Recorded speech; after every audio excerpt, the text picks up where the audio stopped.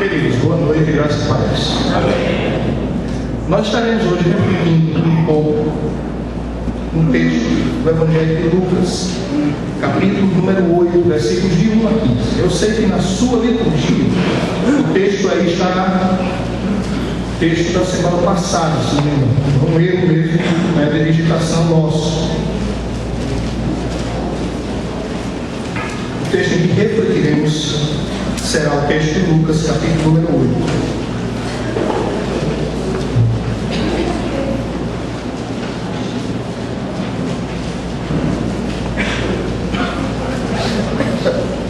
Mais uma informação de utilidade pública, para quem nunca me viu com a Clésima, que é esse negocinho aqui, certo?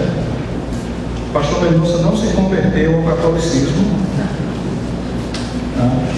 Mas isso é porque, graças a Deus, temos cultos mais concorridos, e aqui dentro está bem quente, né, irmãos? Não sei se vocês notaram isso, no último domingo eu soube que houve queixas, e o conselho da igreja já está providenciando, certo? Um ar-condicionado que eu acredito que até o final do ano a gente já esteja com mais um aparelho de ar-condicionado aqui para normatizar, essa climatização.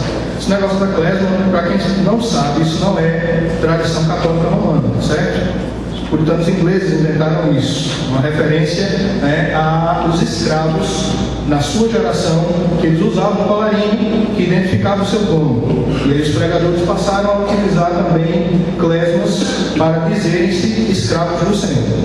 Então, há uma origem cristã, protestante, com relação a isso aqui. Uma vez eu fui fazer um ofício fúnebre no cemitério, estava lá, o pessoal estava chegando, e eu tinha uma camisa dessa preta. E aí passou um rapaz, quando o cortejo chegava, estava ali pela frente, passou um rapaz, olhou para mim e fez: "Boa tarde, seu vigário." E aí, eu lhe abençoe, meu filho. Não tinha mais o que fazer. Ficou assim mesmo. Mas você tentando me chamar de seu vigário, é muito fácil você receber a extremoção, não faça isso não. Vamos ao texto. Eu convido você a estar com sua Bíblia aberta no Evangelho de Lucas, capítulo de número 8. Lucas 8, versículos de 1 ao 15, estarei lendo com os irmãos. Assim diz a palavra do Senhor. Depois disso, Jesus ia passando pelas cidades e povoados, proclamando as boas novas do reino de Deus. Os 12 estavam com ele, e também algumas mulheres que haviam sido curadas de espíritos malignos e doenças. Maria, chamada Madalena, de quem havia saído 7 demônios. Joana, mulher de Cusa, administrador da casa de Herodes. Susana e muitas outras andavam com ele. Essas mulheres ajudavam a sustentá-los com os seus bens. Reunindo-se uma grande multidão e vindo a Jesus, gente de várias cidades, ele contou esta parábola. O semeador saiu a semear. Enquanto ele lançava a semente, parte dela caiu à beira do caminho. Ela foi pisada e as aves do céu a comeram. Parte dela caiu sobre pedras. E quando germinou, as plantas secaram, porque não havia umidade. Outra parte caiu entre espinhos, que cresceram com ela e sufocaram as plantas. Outra ainda caiu em boa terra, cresceu e deu boa colheita a 100 por 1. Tendo dito isto, exclamou: "Aquele que tem ouvidos para ouvir, ouça." Seus discípulos perguntaram-lhe o que significa aquela parábola. E ele disse: "A vocês foram dados o conhecimento dos mistérios do reino de Deus, mas aos outros falo por parábolas, para que, vendo, não vejam, e ouvindo, não entendam." Este é o significado da palavra. A semente é a palavra de Deus. As que caíram à beira do caminho são os que ouvem, e então vem o diabo e lhes tira a palavra do seu coração, para que não creiam e tampouco sejam salvos. As que caíram sobre as pedras são os que recebem a palavra com alegria, quando a ouvem, mas não têm raiz. Creem durante algum tempo, mas desistem na hora da provação. As que caíram entre espinhos são os que ouvem, mas ao seguirem seu caminho são sufocados pelas preocupações, pelas riquezas e pelos prazeres desta vida e não amadurecem. Mas as que caíram em boa terra são os que, com coração bom e generoso, ouvem a palavra, a retêm e dão fruto com perseverança.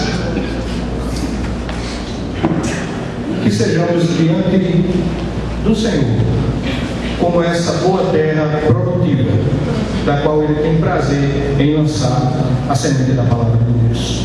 Baixe sua cabeça, feche seus olhos. Nesse instante nós vamos orar.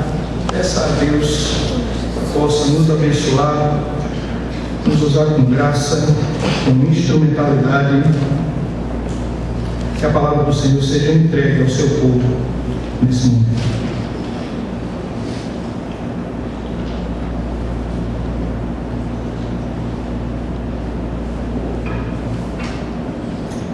Deus bendito, louvado e engrandecido seja o teu santo, excelso, bendito, glorioso, maravilhoso nome, Senhor.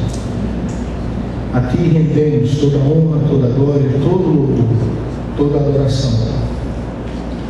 Te agradecemos, Senhor Pai, por esse momento nas nossas vidas, em que paramos juntos, como igreja, como povo do Senhor, para levar cativo todo o nosso pensamento, ação, devoção ao trono da Tua graça.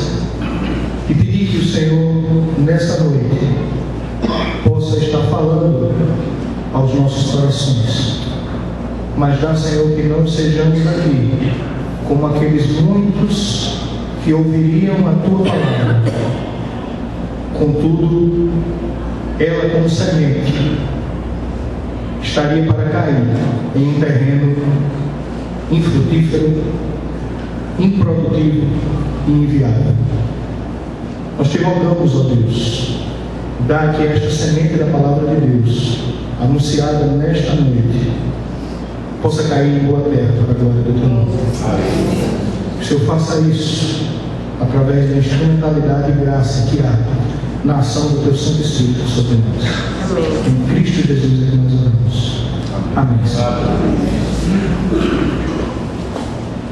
Queridos, a esta altura, no Evangelho, no relato do Evangelho, na vida ministerial de Jesus Cristo,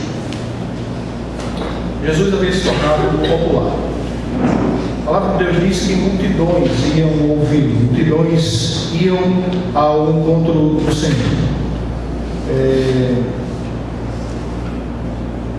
A presença de Jesus em ambientes mais confinados, menores, mais restritos, como sinagogas, já não é tão verificada no próprio relato do Evangelho. Muitas pessoas, diz a palavra de Deus, inclusive no versículo número 5, onde você tem a oportunidade de estar, tendo a oportunidade de estar na sua Bíblia aberta, você pode verificar. Tinha gente de todas as cidades, as pessoas estavam se deslocando para o lugar onde Jesus estava. Jesus começa a lidar com multidões. Em outro momento, já tive a oportunidade de falar para os irmãos na exposição de Lucas que multidões muitas vezes no ministério de Jesus se tornaram até mesmo um problema para pessoas que estavam por ser agraciadas e abençoadas pelo Senhor. Multidões se aproximam nas suas viagens evangelísticas, momentos de visita entre amigos, aonde quer que ele esteja, elas estão se achegando. E o Senhor começa então a falar para essas pessoas, falar para esses ouvintes através de parábolas. Historicamente, os teólogos, as pessoas que lidam com a exposição da palavra de Deus, com a pregação da palavra de Deus, têm sérias reservas com relação às alegorias. Contudo, o uso de alegorias, o uso de figuras de linguagem, o uso deste recurso nas prédicas, ele foi extensamente utilizado no Antigo Testamento pelos próprios profetas, né? Nos dias apostólicos também foi assim, e Jesus Cristo fez uso também, né, das parábolas e das alegorias. Parábolas são mais que historinhas, irmãos. Muito mais do que historinhas que nós vemos nos nossos dias, muitas vezes com fundo de aplicação moral. As parábolas têm um conteúdo espiritual intenso. Nem todas elas são de fácil elucidação, como essa que me tocou falar nessa noite, né? Porque o próprio Jesus ajuda, ele de certa forma interpreta a palavra no segundo momento, né? O momento de questionamento dos evangelhos, mas as parábolas elas estão carregadas de informação, de conteúdo espiritual muito intenso, e há um propósito para que isso aconteça. Propósito esse que você pode verificar no versículo de número 10, onde você tem a oportunidade de estar com a sua Bíblia aberta e me acompanhar nessa passagem. O Senhor diz: a vocês foi dado conhecimento dos mistérios do reino de Deus, mas aos outros falo por parábolas, para que vendo não vejam, e ouvindo não entendam. Então, não é uma pregação fácil de compreender, principalmente para o ouvinte desatento. Jesus está falando sobre a atenção que nós devemos ter à palavra de Deus. Jesus está falando sobre a ação desta palavra.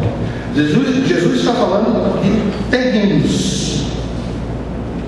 Os terrenos que nós podemos verificar nessa parábola aqui, amados, eles estão aqui. Eles estão aqui, no meio de vocês, no meio dos irmãos. Esses 4 terrenos aqui estão aqui espalhados. Dentro desse auditório, nós temos essas realidades aqui. Semente que cai em boa terra é aquela que é fruto de obediência e de transformação de fato pelo poder da palavra de Deus. Semente que não produz se assemelha aos ouvintes desatentos que a parábola está mencionando aqui. É essa a situação do qual nós nos encontramos. Jesus faz escolha de um recurso retórico para diferenciar os seus ouvintes. Diferenciar discípulos e curiosos. Diferenciar servos de pessoas que estão buscando uma distração. Diferenciar filhos de Deus de filhos do diabo. Porque filhos do diabo são aqueles que não obedecem a palavra de Deus, que a têm roubada, prejudicada, em detrimento da sua própria semeadura.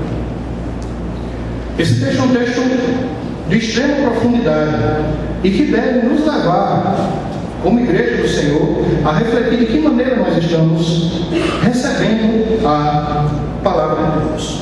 Jesus começa a falar por parábolas com esse propósito que nós vemos aqui no versículo número 10. Ele já tinha falado sobre o guia cego, já tinha falado sobre a árvore e seus frutos, já tinha falado sobre os fundamentos. Agora ele fala sobre o semeador, né? Esse semeador que está semeando aquilo que ele chama de palavra de Deus no segundo momento da parábola. O ministério diferenciado de Jesus Cristo, o valor das suas palavras, o valor do seu exemplo, fazia que todo tipo de pessoas se chegassem ao Senhor e chegavam para ouvir. Havia algo de diferente em Jesus. Jesus, diz a palavra de Deus nos evangelhos, ele não era como os escribas e fariseus. Ele pregava, ele falava, ele agia como quem tinha autoridade. As suas ações estavam de fato sendo condizentes com aquilo que ele anunciava. O semeador, ele, nos dias de Jesus, ele, em primeiro lugar, antes mesmo de arar a terra, ele já tinha por costume lançar a semente. Kenneth Bailey fala que era costume na Palestina o semeador lançar a semente e então passar o arado. E quando ele passa o arado pelo lugar onde a semente vai caindo, acontecia que essa semente que estava no lugar que ele havia determinado que ela deveria cair, essa semente com facilidade poderia, na passagem do arado, cair para que ela pudesse ser depois coberta e germinar. Contudo, havia alguns que ficavam de lado. Essas que ficavam de lado do arado, ou nós podemos chamar de leão, não é? Essas sementes, elas poderiam facilmente ser pisadas ou ficarem à disposição das aves para a sua oferta alimentar. Dessa maneira, ele está ilustrando com algo que está à sua volta, uma realidade espiritual. Jesus estava percorrendo, você tem a oportunidade de ver isso na passagem, vilas, ele estava percorrendo cidades, ele estava anunciando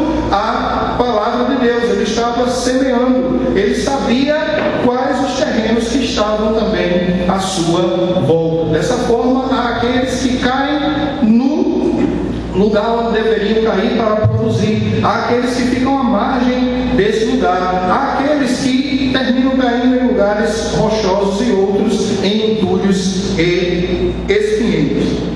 Amados, o bom solo, ele é aquele que não desvia a funcionalidade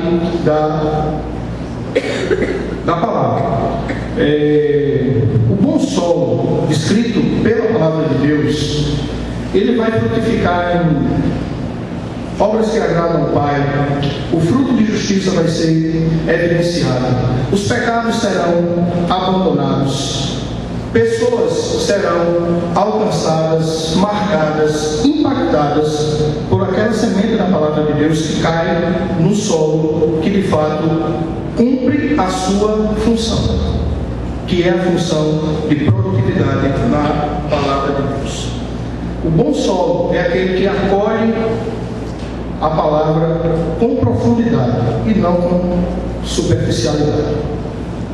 O bom solo é aquele que atrai a palavra de tal maneira, recebe a palavra de tal maneira que não se permite ficar enredado pelos espinhos. O bom solo é aquele que produz o fruto vivo. Jesus, então, ele começará o contraste entre o discípulo e o ouvinte, entre aquele que tem ouvidos e que de fato os usa para ouvir. Atenta à palavra de Deus, e procede de acordo com o valor e o objetivo dessa palavra. Lucas 8:11 vai dizer aí que a semente é o quê? Leia para mim. É a palavra de Deus.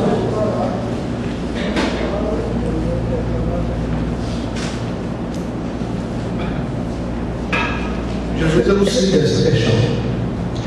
A semente é a palavra de Deus. Não confunda a semente com o solo. Se você confundir a semente ao solo, você vai dizer, a semente não presta. E aí vai estar incorrendo em erro na interpretação. Porque acaba não dar fruto, aquela semente não presta. Não é isso. A semente aqui é a palavra de Deus. Ela foi lançada. O problema aqui não está na palavra de Deus. O problema aqui está onde? Pensem junto comigo, está no solo. Aonde ela vai cair. O que é que vai ser feito dela ao cair nesse solo? A palavra que vem da parte de Deus, ela vai produzir fruto quando ela cair em boa terra. Primeiro solo, é o solo que está aí à beira do arado. Esse solo não assimila a palavra. Não assimila isso.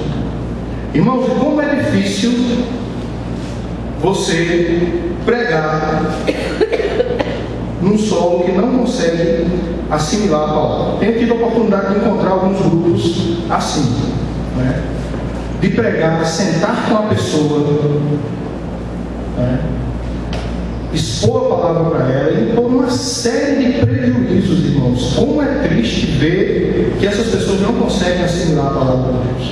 Eu passei quase que um ano conduzindo um grupo de aproximadamente 12 pessoas que trabalham, ou são portadores ou trabalham com crianças portadoras do HIV. E como é difícil você encontrar neles um solo produtivo em função de uma série de prejuízos, né, e de precariedades que envolvem a vida dessas pessoas. Por exemplo, no nosso último encontro, na última terça-feira, o último encontro desse ano, né, eu fui ler o Salmo de número 4 com eles. E era apenas um versículo que eu estava querendo ler. Em paz me deito e logo descanso, porque tu me fazes repousar seguro. Havia 8 pessoas na sala, das 12 nós tínhamos 8. E quando nós pedimos, quando eu pedi para que eles pudessem ler, alguém pudesse ler, né, nós estávamos falando sobre o assunto, e para tentar consertar um erro comum e corrente que existe na teologia da prosperidade, eu estava tentando fazer uso disso, né? Teologia da prosperidade, essa que faz com que alguns deles, muitas vezes, na hora do aperreio, na hora do aperto, procurem, né, as igrejas que têm essa pregação. E aí, irmãos, ninguém sabia ler. Ninguém. E nós encontramos aí uma pessoa que lia com muita dificuldade no meio do grupo. A dificuldade que essas pessoas têm de assimilação da palavra de Deus é muito grande. E, queridos, me permito dizer para vocês, se vocês acham que essa é uma realidade distante sua, eu gostaria de lhe dizer que está muito mais perto de você do que você possa imaginar. Nesse nosso grupo mesmo, nós vamos assistir agora com a Caixa da Alegria. Irmãos, 2/3 desse grupo, quase que 2/3 desse grupo, nós na época tínhamos um grupo de 76 pessoas. E nós fizemos um levantamento de quantos recebiam o benefício colocando a impressão digital. 43 colocavam a impressão digital. Essas pessoas, irmãos, estão à margem do conhecimento bíblico que você tem, só pelo fato de você conseguir ler. Elas não têm acesso, irmãos. Essas pessoas vão para igrejas, essas igrejas aí, que pregam qualquer evangelho, e lá na frente o camarada pode estar vestido do jeito que for, o que ele disser para elas, elas engordam. Quantidade de pessoas nesse país que no máximo sabem assinar o primeiro nome é muito grande. Nós somos uma minoria. Meus irmãos, o nosso calvinismo não pode estar fechando os olhos para esse mundo que padece à nossa volta. Não podemos, amados. João Calvino dizia que era inconcebível a um calvinista não envolver-se com as questões que distanciavam o povo da palavra de Deus. Não conseguem, pessoas assim não conseguem se aprofundar na palavra de Deus se eu e você não insistirmos com elas.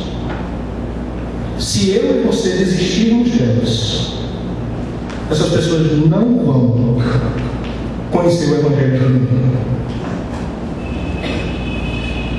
Só uma ação poderosa do Espírito de Deus para mudar esse quadro na vida delas. E o Espírito do Senhor tem poder para fazer isso. Mas, meus irmãos, essa palavra pregada aqui tem que gerar em mim e em você disposição para não desistir das pessoas e não deixá-las à margem do caminho, para serem pisadas, para serem devoradas pelas aves do céu. Jesus faz essa clara diferenciação na parábola do semeador. Ele vai dizer a vocês que pararam, que quiseram conversar sobre o assunto, a vocês que perguntaram o sentido da parábola, lhes é dado conhecer os mistérios do reino de Deus. Mas aos outros, eles vão ouvir e não vão compreender.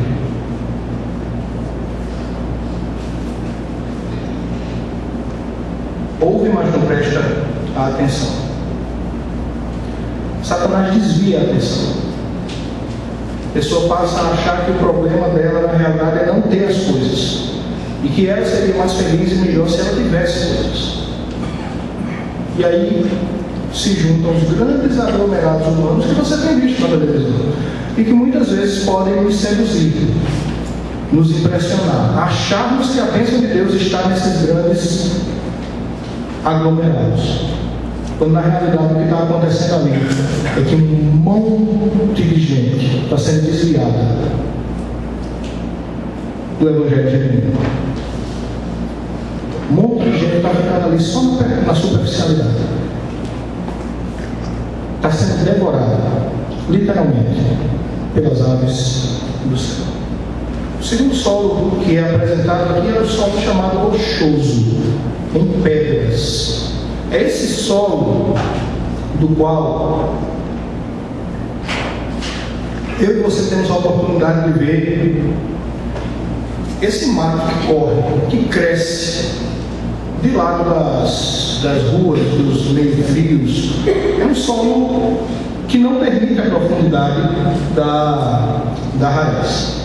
E é um problema sério quando a semente errada cai no solo errado, mas muito mais sério quando ela, sem semente certa, cai no solo que não permite o crescimento, o desenvolvimento. Eu me lembro que eu já contei isso na igreja há algum tempo, mas como temos muita gente nova na igreja, eu vou contar essa história de novo, permitindo aos irmãos da igreja mangarem do pastor mais uma vez.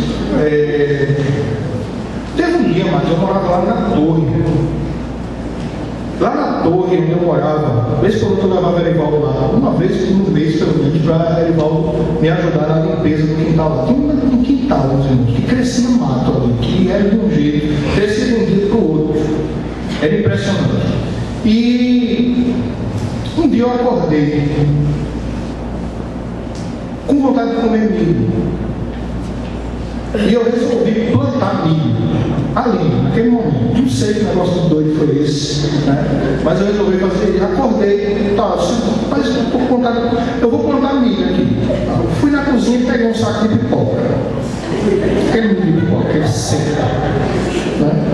Levei lá atrás, cavei, fiz o leirão todinho e tal, coloquei lá dentro, ajeitei tudo bem bonitinho, E eu tinha um pastor alemão, Toby, o nome do bicho, enorme, desse tamanho assim, Toby não me ajudou muito nesse processo, nessa plantação. Ele viu que eu estava fazendo esse negócio lá e chegava, dava um caminho no cachorro, ele se afastava, essa coisa toda, Mas aí eu dava as costas, o cachorro vinha e cavava de novo e tirava tudo, E ficou bom. Eu sei que no final das contas começou a crescer esse negócio. E quando eu vi, deu um milharal de pipoca, com as cabecinhas tudo verde assim, eu disse, pronto, nesses dias eu estou aqui comendo milho cozido, assado, tudo quanto é jeito, E ele deve ter crescido coisa de uns 20 centímetros, irmãos, e ali ficou, e não cresceu mais, ficou só naquilo ali, certo? Essa semente não compare com a palavra de Deus, porque definitivamente não era. Essa semente não prestava, está entendendo? O solo era muito bom, mas a semente não prestava de jeito maneira. Até que chegou uma hora que eu me rendi e deixei o cachorro destruir mesmo. E aquilo não deu em nada. Era muito mais fácil sair na rua e comprar um milho. Mas eu tive essa experiência aí. O solo, no caso, era adequado, mas a semente era inadequada. Nesse caso, nós estamos verificando aqui, a semente, ela é o quê? Lembremos? a palavra de Deus. Mas ela está caindo aqui num solo chamado solo rochoso, né? Esse solo, ele aparenta ter na parábola um pouco mais de sucesso. As pessoas acolhem a palavra com alegria, permanecem um pouco, né, nela, mas não se permitem aprofundar-se, né? Ficam apenas e tão somente na superficialidade. É feito capim que cresce em beira de estrada. Você puxa assim, ó, até com uma pisadinha que você der mais forte, você arranca com raiz, com tudo. Essa pessoa, né, em pouco tempo vai murchar. Essa pessoa em pouco tempo vai perder a alegria que a palavra de Deus gerou no seu coração. Essa pessoa não irá perseverar, porque simplesmente está se permitindo viver na superficialidade, não se permite aprofundar. Em pouco tempo murcha. Satanás se encarrega de acentuar os problemas com as decepções, as situações desconfortáveis que estão à sua volta, e ela existe. Murcha mesmo. E aqui eu me pergunto se você não tem encontrado por aí com gente decepcionada com o Evangelho. Foi o Evangelho mesmo dessas pessoas? Pode ser? Será? O que é que houve aí? O que é que não permitiu a essa pessoa ver de beleza e a beleza que há na palavra de Deus? E não é difícil você encontrar gente assim, dizendo-se decepcionado com outros, com Deus, com a igreja, com uma série de coisas, desistindo, porque na realidade não se permitiu aprofundar no conhecimento da palavra de Deus, não permitiu que a palavra de Deus gerasse, de fato, no seu coração o fruto a qual ela é poderosa para gerar. Ficou à beira, ficou à margem da produtividade. Há um solo chamado solo espinhoso. Esse daí é aquele que vai, com o passar do tempo, literalmente se sufocar. Falamos aqui que o grande problema na parábola não está na semente, mas o problema está no solo. E espinheiro tem de monte à sua volta. Dê uma olhada para a pessoa que está ao seu lado aí e pergunta a ela: você é espinheiro ou você é árvore frutífera? Espinheiro tem bolo, viu? Você pode estar sentado de lado do espinheiro.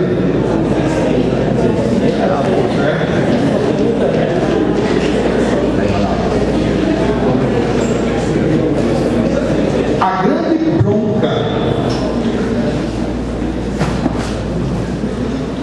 do espinheiro, assim como é a grande bronca de qualquer carne, de qualquer abrolho, fruto dessa maldição que repousa sobre essa terra que nós estamos, sobre esse mundo que nós estamos, é que normalmente eles crescem mais rápido, são mais fortes, e sufocam mesmo a produtividade de uma boa semente.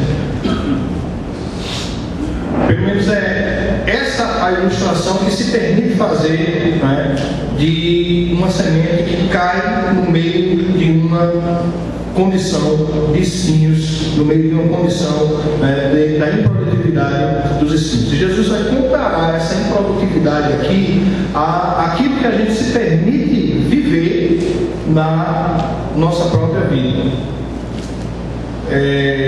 Leon Morris, quando comenta essa passagem, ele diz o seguinte: a vida ela é muito curta e nela cabem poucas coisas, mas as pessoas insistem em encher a sua vida de atividades, metas, planos, coisas e coisas e coisas. Eu sou de uma época que eu conseguia ir para a escola, voltar para casa, estudar e ter o meu pai na mesa para jantar comigo. Se você consegue vivenciar essa condição hoje ainda, você faz parte de um pequeno grupo de pessoas que conseguem fazer isso nos nossos dias. Crianças que conseguem jantar com os seus pais ou ter um tempo à mesa com os seus pais. Porque é tanto curso, é tanta coisa, é tanta... E o dia precisa realmente mais do que 24 horas. E isso definitivamente não é bom. Os afãs da vida, diz a palavra de Deus, sufocam essa pessoa. Vamos ler a passagem que o Senhor menciona isso.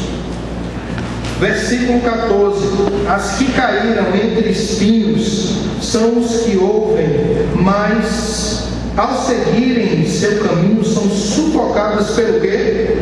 Pelas preocupações, pelas riquezas e pelos prazeres da vida, e não amadurecem.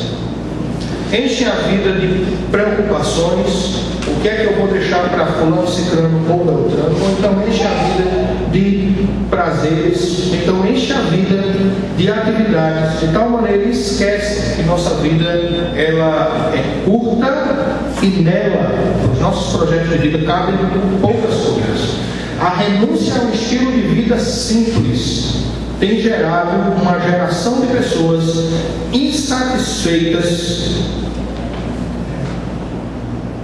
uma geração de pessoas que se dizem constantemente infelizes porque não conseguem acumular coisas que esquecem que na realidade a graça e a ferrugem vão corroer.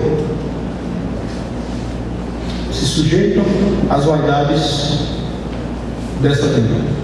E é o abandono e a renúncia de um estilo de vida simples que faz com que também esse terreno aqui não consiga receber os benefícios da semente da palavra de Deus. Chegamos então ao que o Senhor Jesus chama de boa terra. Versículo número 15. A palavra do Senhor diz: mas aos que caíram em boa terra, estes são os que com um coração bom e generoso ouvem a palavra, arrependem e dão fruto com perseverança. Nessa boa terra o Senhor vai dizer em todos os sinóticos, Mateus, Marcos e Lucas, que nessa boa terra a colheita é abundante, se frutifica com abundância. Nessa boa terra vai se verificar arrependimento, nessa boa terra vai se verificar fé, nessa boa terra vai se produzir obediência, um fruto do qual o Senhor chama de fruto de justiça, comum a todo aquele que de fato tem o Senhor Jesus Cristo como Salvador, ama o Senhor, ama a palavra de Deus e ama ser um filho de Deus nessa terra de desgraça. Meus irmãos,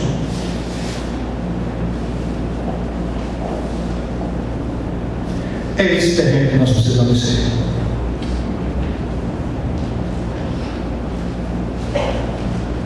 Eu preciso parar diante da mensagem da palavra de Deus, ouvindo o pastor Mendonça, ouvindo o pastor Renan, ouvindo os nossos irmãos que têm feito uso do púlpito desta igreja. Gente séria, que tem aprendido a amar o Senhor, quer servir ao Senhor, tem pregado a palavra de Deus. Eu preciso parar diante da palavra de Deus e ouvir a palavra de Deus e responder a ela, responder à ação da palavra de Deus. Jesus está claramente falando aqui de que ele faz diferença entre discípulos e ouvintes. O que é que eu e você estamos fazendo da palavra que nós temos ouvido? Qual é o fruto que ela tem produzido? Eu penso que nós podemos extrair algumas observações valiosas para nós e para a manutenção da nossa fé nesse a terra produtiva, ela produz com perseverança. Dessa forma, amados, não nos impressionemos com quantidade. Não nos impressionemos, irmãos, com coisas que podem encher os olhos à lógica de sucesso desse mundo aí fora. Jesus está cercado de multidões aqui e ele escolhe falar para elas por parábolas. Para que o quê? Versículo 10. Vendo, não vejam. Ouvindo, não entendam. Não se impressione com multidões.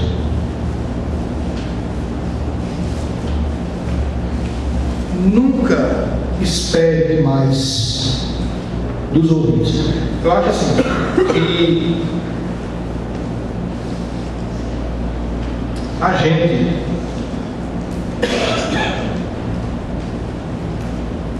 deve, diante de um texto desse, continuar a ouvir bons mensageiros e esperar bons pregadores. Seja nesse púlpito, seja nos nossos acessos a YouTube ou qualquer coisa desse tipo, lugares que nós tenhamos a oportunidade de ouvir. Mas tão importante quanto nós nos depararmos diante de um bom pregador da palavra de Deus, nós precisamos compreender que essa parábola nos chama a sermos bons ouvintes da palavra de Deus. E o bom ouvinte, ele não faz parte da maioria aqui. Porque aqui são apresentados 4 solos. E o único que é produtivo é um. Então, mais do que esperar uma grande pregação, o que eu e você devemos esperar de fato e ver verificado na nossa vida é o fruto que essa pregação vai fazer em nós. Isso não só o pregador, porque ao mesmo tempo que eu tenho a responsabilidade de pregar bem, o grande gozo que há na casa do Pai é que os irmãos sejam bons ouvintes, é que os irmãos acolham a palavra de Deus, é que os irmãos abandonem os seus pecados, abandonem as suas vaidades, abandonem aquelas coisas que têm atrapalhado que você seja uma terra produtiva, e no abandono dessas coisas, os irmãos produzam o fruto de justiça que a palavra de Deus é poderosa para fazer e gerar nos irmãos. Meus amados, nunca esperem demais das audiências. Não precisamos, queridos, apenas de boas mensagens. Eu penso que nós precisamos de boas respostas. E eu quero crer que o Espírito de Deus tirará isso de nós nessa noite. Uma segunda coisa que eu entendo que nós podemos verificar e aprender nessa mensagem: cuidado, queridos, com os pequenos inícios. Eles podem ser irreais ou decepcionantes no futuro. Aqui, a maioria desses solos teve um bom início, mas o final não foi bom. Contudo, pode ter certeza de uma coisa: aquela palavra de Deus que cai em boa terra vai ter um final muito superior a qualquer expectativa que nós venhamos a lançar. Porque o caráter do nosso Deus é aquele caráter que está descrito na palavra de Deus, onde o Senhor mesmo diz que Ele é infinitamente mais do que qualquer coisa que nós possamos pedir ou possamos pensar. É Ele que é capaz de fazer com que 5 pães e 2 peixes alimentem a uma multidão. Aquilo que pode parecer pequeno cause de fato um efeito grandioso. Terceiro lugar, queridos, tenhamos a atitude correta ao ouvir a palavra de Deus. E a atitude correta ao ouvir a palavra de Deus é obedecer. Diante disso, amado, nós estamos olhando para um terreno que à beira do caminho pode ser descrito como sendo vulnerável, ou seja, está à mercê da ação do diabo ou mesmo de ser pisado. Nós temos um segundo terreno que ele pode ser considerado inadequado. Tem um pouco de terra, mas não o suficiente para que, de fato, a palavra de Deus finque raízes e haja uma produção saudável. Em terceiro lugar, nós temos um terreno que é chamado de improdutivo, sufocado pelos vários afãs, que fazem com que as pessoas simplesmente não cresçam, não amadureçam e não desenvolvam-se saudavelmente. A ênfase nessa passagem está na maneira como ouvimos a palavra de Deus. A maneira que agrada a Deus é aquela maneira que vai produzir fruto. E aqui eu não estou falando de obras, aqui eu não estou falando de resultados, aqui eu não estou falando de números, mas eu estou falando de vida no altar, e que é vida no altar não só no domingo, mas que é vida no altar, em qualquer canto que a planta dos pés de vocês possa estar, fora dessas 4 paredes aqui. Em havendo obediência à palavra de Deus, que a Igreja Presbiteriana no bairro dos Estados possa fazer com que a glória de Deus seja multiplicada nessa terra, nesse lugar onde estamos inseridos, e possamos assim somar a esse grupo que a partir de multiplica para sempre. E imagino que é, a partir de cada um de nós, uma centena de pessoas transformadas pelo poder da palavra de Deus. Alcançaremos uma multidão. Que assim a palavra do Senhor possa gerar e operar o fruto de justiça na minha e na sua vida. O semeador saiu a semear, queridos. Que ele possa encontrar em nós o solo adequado para a produção da palavra de Deus. Que Deus, pois, abençoe para o teu coração. Amém. Baixe sua cabeça, feche seus olhos nesse instante.